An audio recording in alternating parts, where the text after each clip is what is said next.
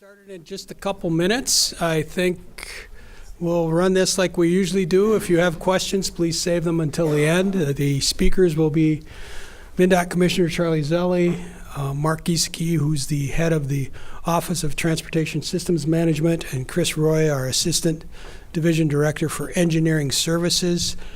We have the maps, and there is a news release. All of the material that we handed out this morning that's available will be on the website, is on the website right now. So with that, Commissioner. Thank you. Thank you, Kevin. Good morning, and welcome to MnDOT. We're obviously here to announce the projects that are selected as part of the Corridors of Commerce program as set out by the 2017 legislature. Just first, as a way of background, the Corridors of Commerce program was created in 2013, and if you include this last year's funding of approximately $400 million, there's been a total of $700 million of funding for various projects. And the idea being to reduce congestion and to enhance freight movements and a number of other criteria that were laid out in scoring each project that was submitted for consideration. And one of the primary issues that is of debate and maybe disappointing is the definition of metro versus greater Minnesota. We put out in the public advisories and in our engagement process requests for interest and opinion on how we achieve regional balance statewide.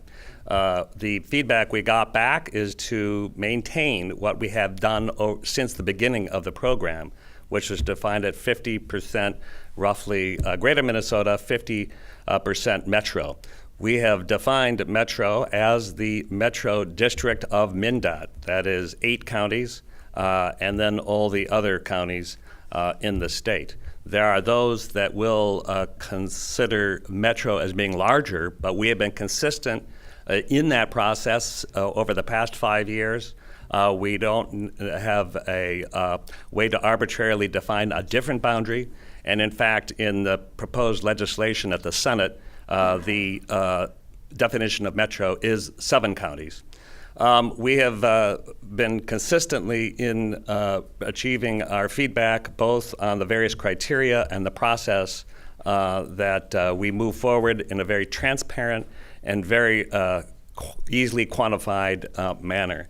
And we'll get more into how we scored this various criteria, the consultants we brought in to help us do that work, and then the result. These are projects that are not currently funded as part of our regular program, and they rose to the top of the highest scores. One of the benefits of this program is to not only score those that are actually going to be chosen, but to give you a sense of the ranking both in Greater Minnesota and the Metro District, where there's, as I would say, the higher scoring next to be funded projects. So to get to what the projects are, I'll announce that, and then we're certainly going to hear from Mark Giesecke, from our Office of Transportation Systems Management, to talk more about criteria in depth, and then hear from Chris Roy about what the next steps are to advance these 4 projects. In Greater Minnesota, Highway 169 in Elk River from Highway 101 to 197th Avenue. This will be converted from to a freeway by building freeway interchanges at all at-grade crossings. There will be additional road improvement on that as well. The project budget for that is $157 million. Next is Greater Minnesota is Interstate 94 from St. Michael to Albertville, Highway 241 to Albertville Road, County Road 37. This project is to add an auxiliary lane on both sides of the freeway. The project cost is $56 million. In the Metro District, on Interstate 494 from Highway 77 to westbound Interstate 34. Project will add a min-pass lane on both sides of the freeway. That project is $56 million. And also in the Metro, the second project in the Metro is also on Interstate 494 at its intersection with Interstate 35W. This will add a ramp from northbound 35W to westbound 494, and that project budget is $134 million. All these projects are well known. They are areas of congestion, and no one will argue about their worthiness to be addressed. One thing is, if you are good at arithmetic, which I am not, you'll notice that they add up to more than $400 million. We've made a commitment both to the legislature and the governor to be more efficient, so we expect through project scoping we'll be able to address and be able to deliver these projects with the current allocation. If you also do the math, this is roughly 51% going to the greater Minnesota and 49% to the Metro District. As I mentioned, not all these projects are part of our regular program. Chris Roy will speak to how we move forward with these 4 projects. I think it's safe to say that there'll be more communities disappointed than pleased. We also have ranked all the projects, and to be very transparent about where there are worthy projects with additional funding, they could be addressed.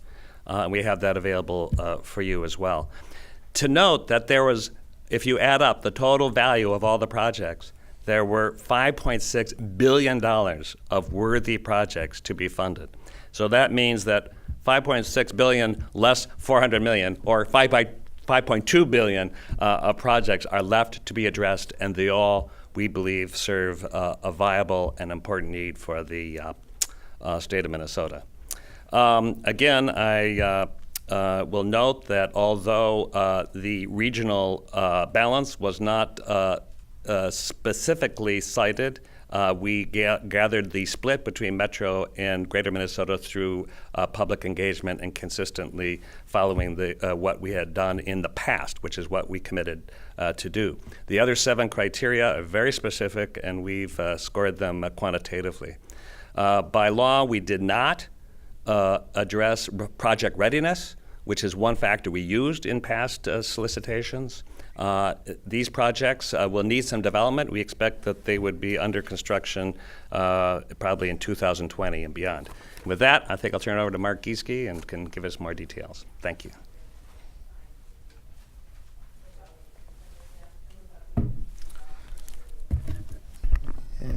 Good morning. My name is Mark Gieske. I'm the Director of the Office of Transportation System Management, which is the office of MnDOT where we do the planning and programming functions.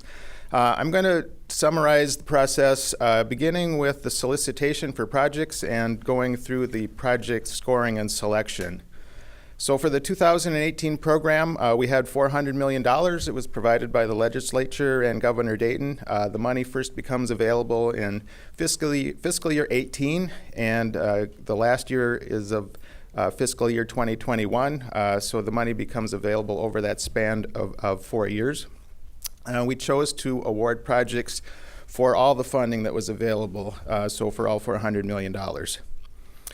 Through the recommendation process with the public, there were 299 recommendations provided on the website, which resulted in 172 unique eligible projects and 15 ineligible projects.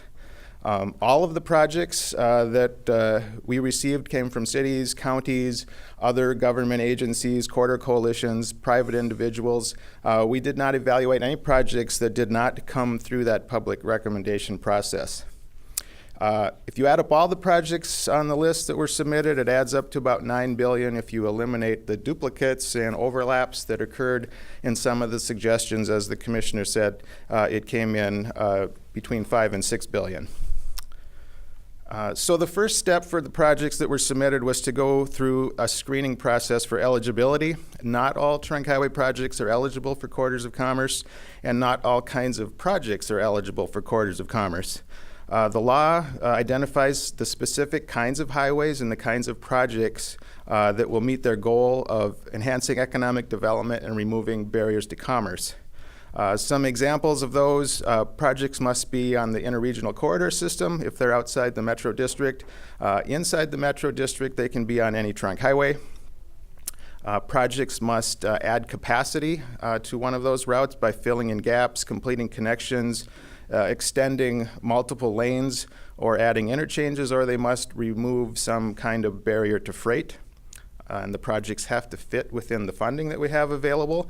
And of all the projects that we received, 15 of those were deemed to not be eligible because of one of those reasons. So the eligible projects then moved on to a scoring process. We had people from MnDOT travel around the state to gather input on how the formula should be put together, how the criteria should be defined, and how the factors should be weighted in the formula. In the end, after all the public input, we stayed with the 7 criteria with an equal weighting of 100 points each. So on the list you have 700 points is a perfect score. The next step then with the projects was to scope them, which means that's a process where the engineers go through and look at the project proposals, and they created a high-level project description so that they were able to get a cost estimate. It's the cost estimate then that we needed to do several of the scoring elements, and the projects then were all scored on the 7 of the 8 criteria that are in statute, and I'll just quickly run through what those 7 were. The first one is return on investment. In that, we count 2 things. We count savings from travel time, and we also count savings from crash reductions. Those amounts are monetized and then compared to the total cost of the project. The second factor is economic impact.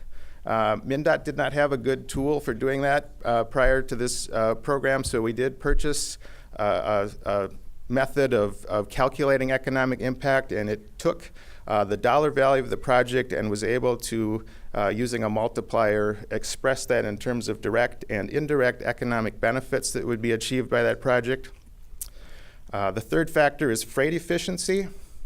To cover this, we had 2 factors involved in that. One was travel reliability for freight vehicles, and the second one was the heavy commercial average annual daily traffic count. So those 2 factors contributed to the freight efficiency factor. The fourth factor was safety. Savings from crash reductions were already counted in the return on investment factor. So in this one, we used average number of fatal and serious crashes in the last 5 years, and also the 5-year average number of all crashes. So that gave a little extra emphasis to safety in the formula. The fifth factor was regional connections. The law defined that as connections to regional trade centers, local highway systems, and other transportation modes. For this criteria, we developed a table that assigned points to different kinds of configurations of roadways and types of improvements. The points ranged from 100 points for the highest ones, which were closing gaps on the interstate or on principal arterials in the metro, on down to the next highest was adding adding lanes to existing facilities, or closing gaps on other parts of the IRC, and ranged down then all the way down to 0 points for projects that did not contribute to regional connections. For factor number 6, it was about policy objectives, so we chose to use our statewide multimodal transportation plan as the expression of our policies. There were 2 particular policies that were applied, 2 particular strategic objectives that were applied to the program, and that was to use open decision making. So projects that had some public input process in the past received points for that. And the second part of that was system stewardship and healthy community policies. There were a number of factors that if projects contained those factors, they were awarded points for that also. The 7th factor was community consensus, and that was measured by the presentation of resolutions or letters of support from the governments that were along any of these projects, municipalities, counties, the local planning agency, and from any chamber of commerce that was interested in the project. So those were the 7 that were scored. The 8th factor is regional balance, And as we mentioned, after receiving a lot of public input on how we should be defining regional balance, we decided to continue with the 50-50 soft split based on the metro district boundaries. There's a lot more detail on this that I don't have for you today. There's a lot of this on the website if you're interested in how calculations were made and how points were assigned. And so with that, I will turn it over to Chris.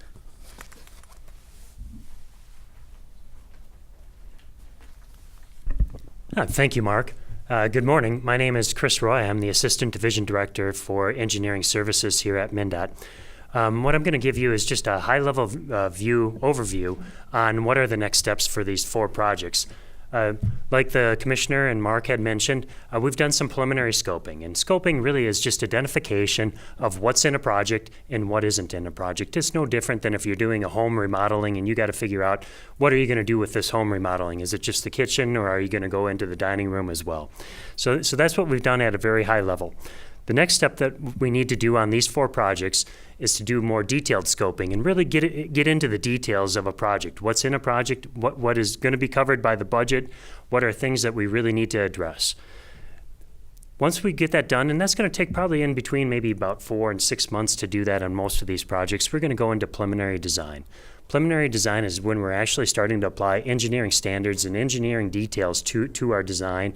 We're also doing our environmental documentation, and we're doing continued public outreach and engagement throughout that entire process of both scoping so that we understand the project well, but as we move into that environmental documentation and that preliminary design, we'll continue to have ongoing public involvement and outreach to make sure that the projects that we're doing are encompassing the needs of the public.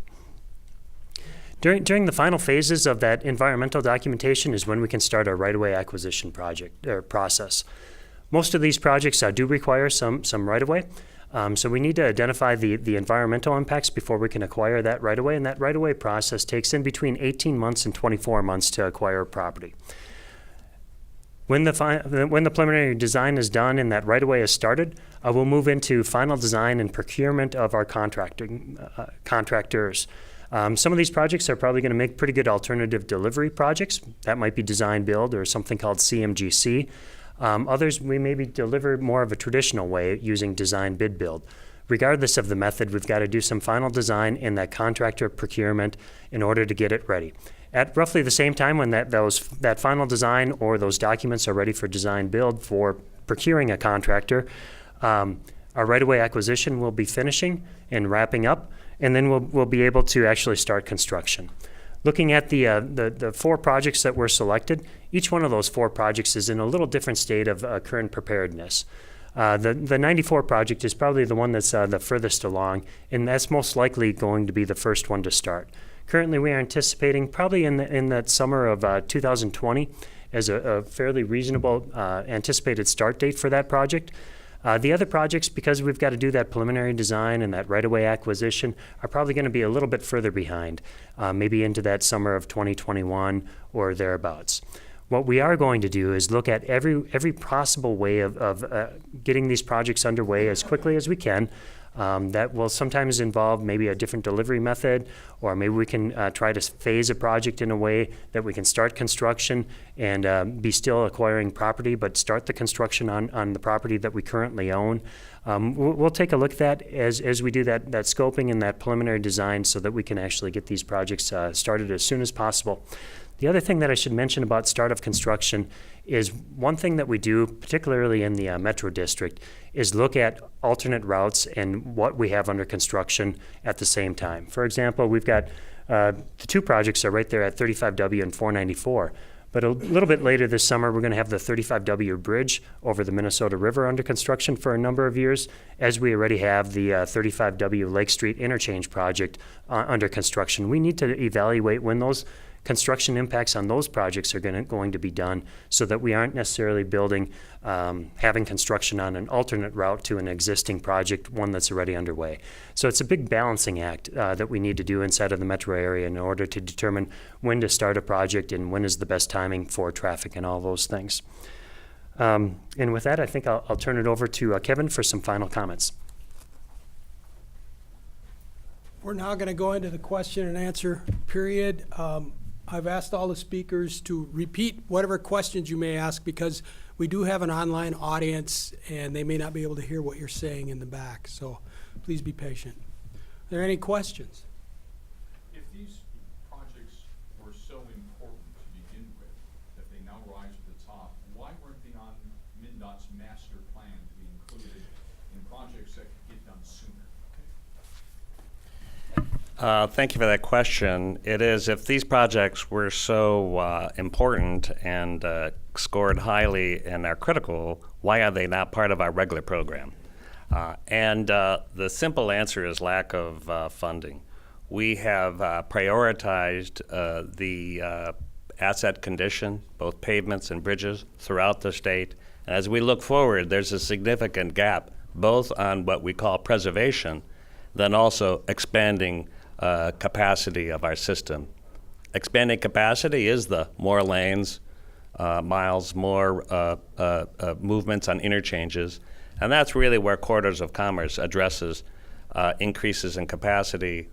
But just knowing that it does take funding away from our long-term preservation needs. So there still continues to be a gap both for what we need in order to keep our system in good shape going forward, and then also those strategic expansion capacity building projects that the Corridors of Commerce addresses. I think you just anticipated my next question, and that is, you add these projects now, which adding capacity is a good thing if you're a commuter, especially along these corridors. How is that going to impact MnDOT's maintenance budget after these are finished and complete? Well, the question is, after we do these projects, is it going to affect our maintenance budget throughout the state? And I think it's really a long-term issue about the condition of our system. Certainly with additional funding, it gives us opportunity to address both capacity building, new lanes, as well as preservation needs. But we are certainly being mindful, particularly in areas of mobility and congestion, that we want to ensure that we're being smart about the expansion programs we have both in Metro and Greater Minnesota. And the ongoing kind of maintenance of our system, of course, is equally important. How we, both make sure we don't have broken guardrails and potholes and snow and ice operations. But when you think about the capital program helps address the long-term viability of our system, and it as disruptive as some projects are, both in Greater Minnesota and the Metro this summer, you realize that 99% of those are really to address the condition of an aging system. Jason Donick, Highway 23 Coalition. I don't see any projects on here of Greater Minnesota. Can you explain why Greater Minnesota didn't get into the list?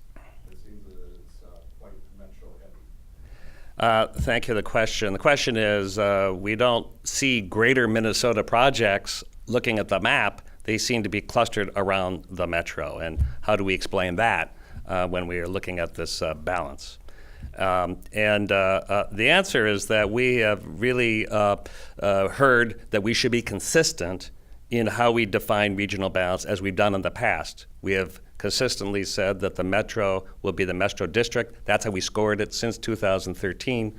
And in fact, in the project eligibility, there are actually strict definitions about Greater Minnesota is the interregional corridors, and then the Metro District defined by the MnDOT Metro District. That is how we have deployed both our projects in the past, and we're really being overtly consistent with what our practice has been. I understand, and we also are disappointed that some of the projects that we consider of great critical nature, like filling the gaps on Highway 23 or extending Highway 14 from 35 to Rochester. The only criteria the only way we felt we needed to go forward was with very objective criteria and the scoring system. What is somewhat appealing is that when we looked at the list of criteria, Highway 23 is the next up in terms of its scoring. So it is understandable that some of the higher traffic scoring projects like 169 rose to the top, which was a surprise to us. But 2314 are right behind, and we hope and expect that additional funds could be dedicated to corridors of commerce, and it's gratifying to know that with those scores, those objective scores, that there's other projects in Greater Minnesota that would be available. As you know, we have applied funding in the past corridors of commerce programs to both 14 and 23, knowing that of their critical nature. Now we actually have to follow very defined criteria, so we don't have that flexibility. But we recognize its importance, and we fully expect that 23 will be on the board sometime in the future.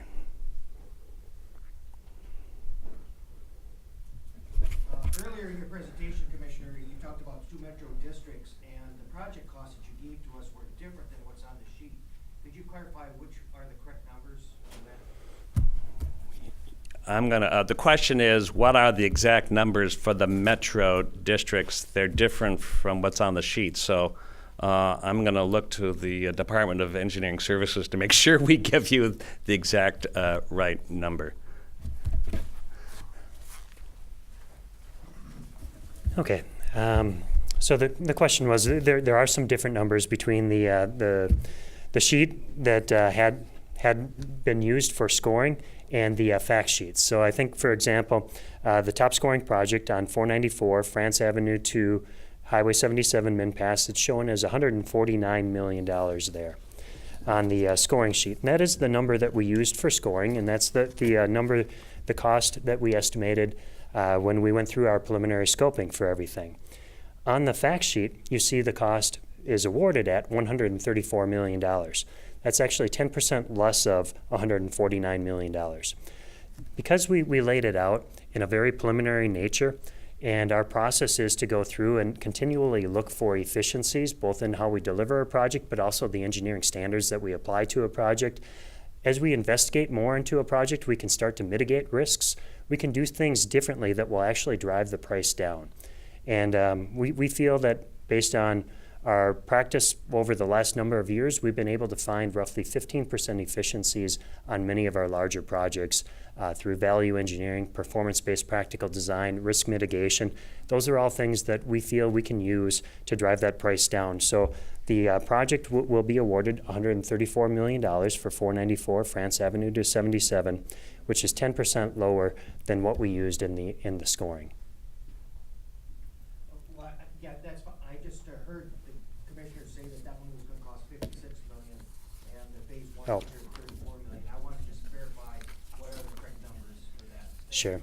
So the correct number for Highway 494 France Avenue to 77 is $134 million. For 494 Bush Lake Road to 35W, construct that turbine interchange, that direct connection is at $70 million. I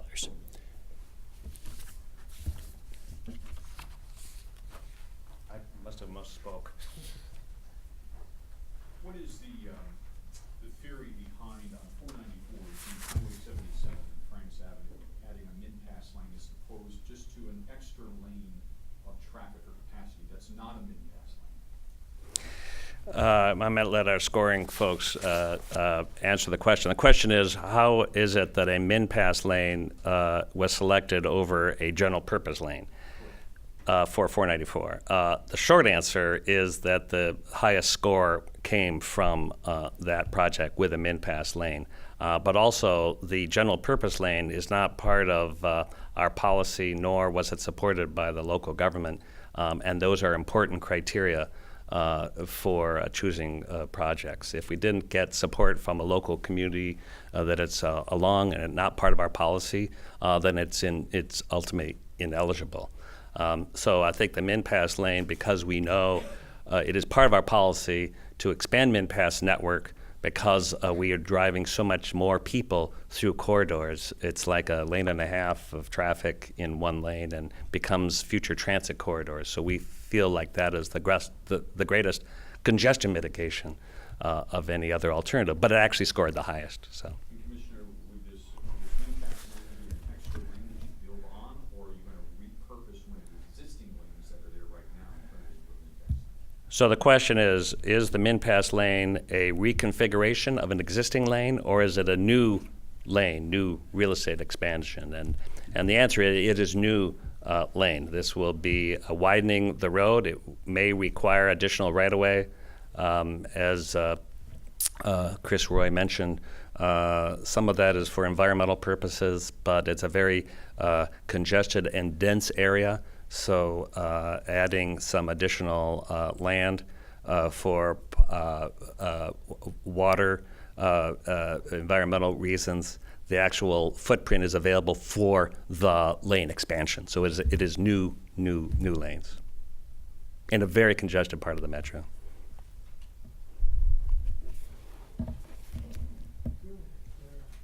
Any other questions? Very good. Thank you. Thank you so much.